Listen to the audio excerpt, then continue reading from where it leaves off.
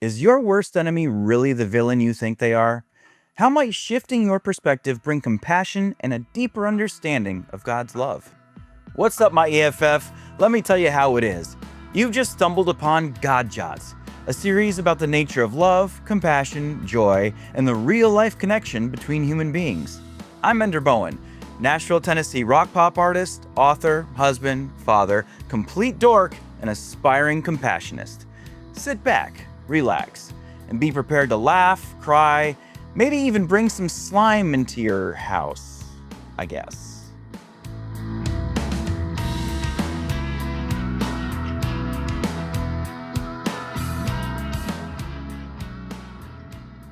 There's an old saying that I'm sure you've probably heard before. It goes something like, I wouldn't wish my worst enemy any harm. You may have also heard it as, I wouldn't even wish that on my worst enemy.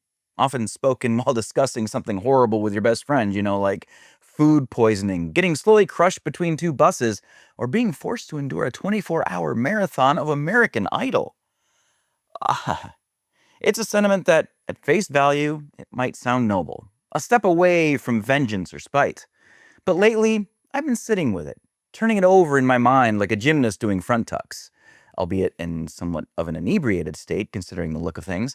And it's begun to feel more complex than that. Who is my worst enemy anyway? And why? What makes someone a villain in my story? I've asked myself these questions, and what I've come to realize is that the whole concept is a bit subjective. The person who's my worst enemy, maybe they've wronged me, hurt me, betrayed me in a way that feels almost irredeemable. But what if I'm the only one who feels that way about them? What if, in their life, I'm the only one who views them through that darkened lens? What if, to them, I'm not their worst enemy, but their only enemy? Gosh, that opens up a whole other world of questions, doesn't it? Ones that stretch my brain in ways I'm fairly certain it wasn't designed for, at least not at this age anyway. Because if I am their only enemy, it means that outside of my interactions with them, they have other experiences. They have people who see them differently. They have friends who call them up for advice, family members who laugh with them over old memories. I struggle to believe that. Everyone knows worst enemies aren't funny. Maybe there's someone's father, someone's mother, someone's sibling, spouse, or seventh cousin once removed. And those people love them deeply. Those people see them as something other than what I see. A friend, a protector, a giver, a light in their life. I'm forced to confront the reality that my perception of someone isn't the whole truth of them. It's just a slice. It's just my small, often bitter, slice of the pie. And if God loves them, and I believe He does just as much as He loves me, then maybe I'm being called to see them differently.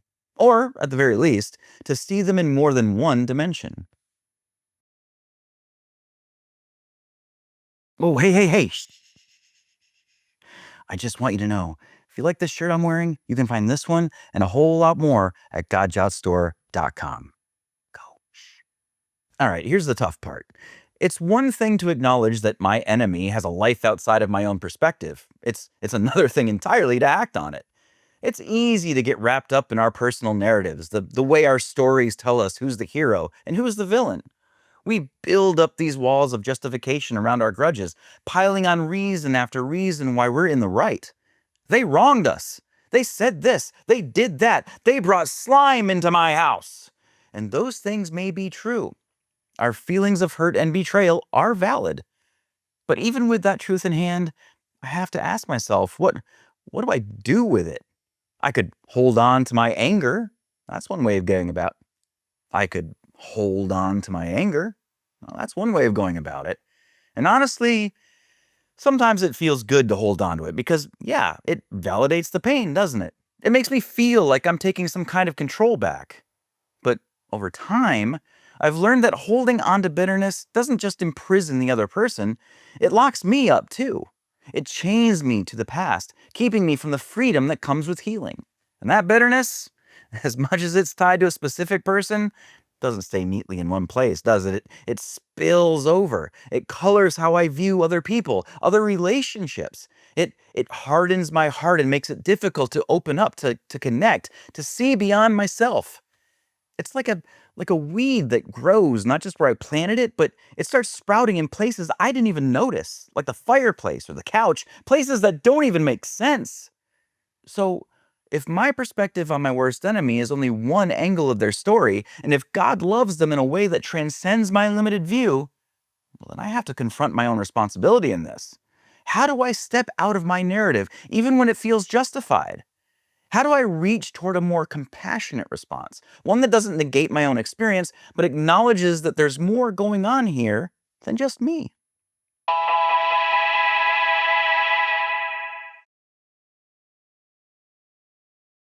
Maybe what we need is some reframing.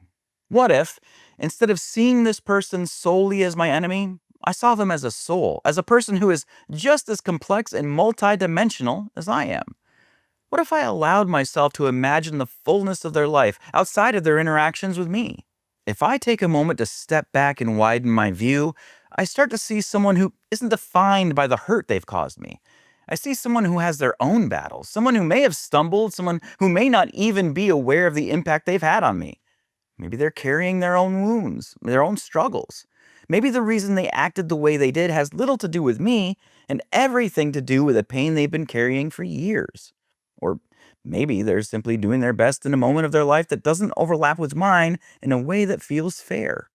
There's a freedom that comes when I let go of the idea that someone else's mistakes are solely about me.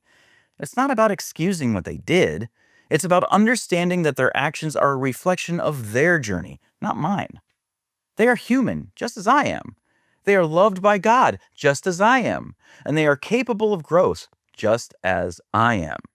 When I open myself up to that perspective, I create space for compassion, not pity, because pity still holds a power dynamic, but compassion, which allows me to see them as a fellow traveler on this road of life. And maybe that's where the heart of God lies. In that space where, despite the hurt, despite the differences, despite the messiness of human interaction, there's an understanding that we are all beloved, all worthy, all called to grow. I noted earlier that this person might actually be a light in someone else's life. Aren't I trying to create a world of little lights? Who would I be if I denied this light to shine even in my own room? So, what do I do with this realization? How do I translate this understanding into action? Well, it starts with prayer, and it starts with humility. I ask God to show me this person through His eyes. I ask Him to soften the hardened places in my heart, the places that cling to the hurt because it feels safer than letting go. And I ask Him to help me see the whole person, not just the part of them that I've decided is my enemy. Next, I make an intentional effort to shift my perspective in practical ways. Maybe it's choosing not to speak ill of them when their name comes up in conversation. Maybe it's praying for them when my mind starts to spiral into anger. Maybe it's imagining what their day looks like beyond the moment they cross paths with me, seeing them as a father or mother, as a friend, as a child of God. Yeah, this is not easy and it doesn't happen overnight. Sometimes I'll still feel that tug of resentment, that sting of betrayal. But in those moments, I remind myself that God loves them.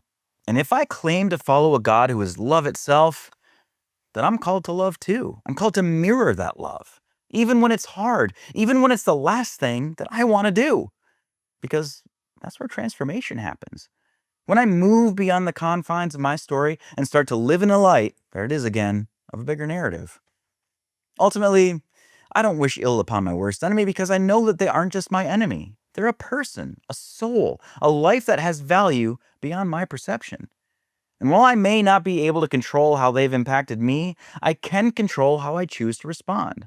I can choose compassion over bitterness. I can choose to pray rather than hold a grudge. I can choose to see them as more than just their faults, just as I hope others see me. Think about that last sentence. I can choose to see them as more than just their faults, just as I hope others see me. And maybe, just maybe, in that choice, I find a little more of the heart of God, one that holds grace and love for everyone, even those we struggle to understand. All right, now it's your turn. Do you have what you would consider a worst enemy? After experiencing this episode, do you feel any differently about them? Do you find yourself even willing to? Have you ever wished ill upon this person? Why or why not? Lastly, consider that you may be someone else's worst enemy. How does this idea affect your perspective? I would love for you to share your thoughts about this episode with my growing community of aspiring compationists. Find out how to join us on Discord by going to enderbowen.com/Discord. If you like this episode and want to be notified when new ones are uploaded, make sure you don't leave without hitting that subscribe button, or subscribe to God Jots on your favorite podcast streaming service. You can also check out more God Jots, as well as subscribe to the mail list for ebooks, updates, and exclusive content at godjots.com. Until next time, be honest with yourself, be truthful with others, give people the opportunity to surprise you, and remember that it's impossible to have absolutely nothing in common with another human being. Be a little light in the world. I'm sure I'll see you soon.